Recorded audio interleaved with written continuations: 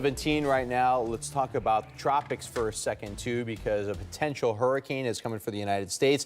Could have an impact for our weekend weather. Yeah, a potential major hurricane, too, could make landfall on the Florida Panhandle. We're thinking around Thursday, and then all eyes are going to be focused on exactly the track going into the weekend.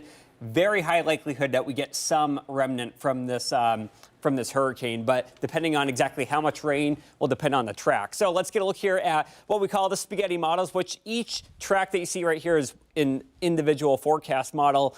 The consensus is that it's going to travel up to the north before eventually carving northwest here, and this would be by about that Friday, Saturday time frame. The official outlook by the National Hurricane Center. Now, keep in mind, this is still only a tropical depression. Winds right now at 35 miles per hour. If the winds increase to 39 miles per hour, it would be a tropical storm. If they get up to 74, that would be an official hurricane. But let's talk about that track right now. We already have watches in effect for the Florida coastline. Category 3 hurricane, the date would be on Thursday afternoon, 115 miles per hour. That would be a Cat 3. That would make it a major hurricane, traveling up to the north and then eventually steering to the right, to the northwest. And this would be on Saturday as it slows down to just 15 miles per hour. But we would be left with some very heavy rainfall going into the weekend if it takes that track. Right now, center circulation here off the Yucatan Peninsula, and then it's going to make landfall on Thursday. Look at the wind going around this thing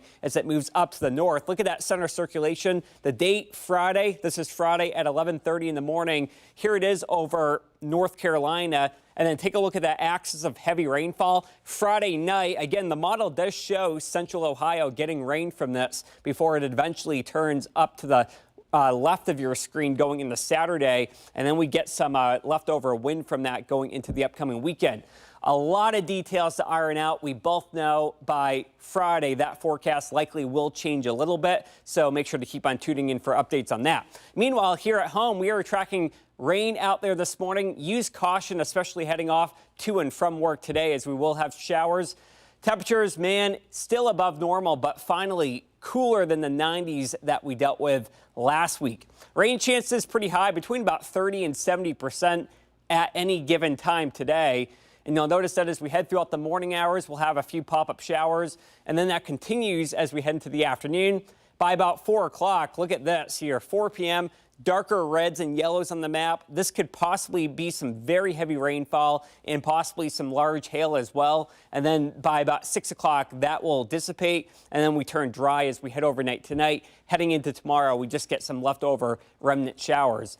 The wettest day of the week, likely today, and then by Thursday, it does dry up a little bit.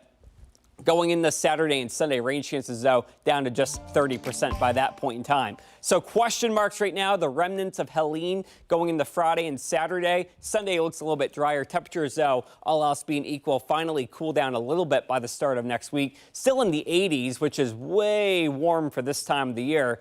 And then we start kind of drying up towards the start of next week. Before we get to that point in time, we do have a couple more dry days. I think Wednesday's looking pretty dry. Thursday, though, we have some sunshine on the way. That's kind of our break before our next round of rain moves in as we head into the start of the weekend and really towards the end of the work week. Let's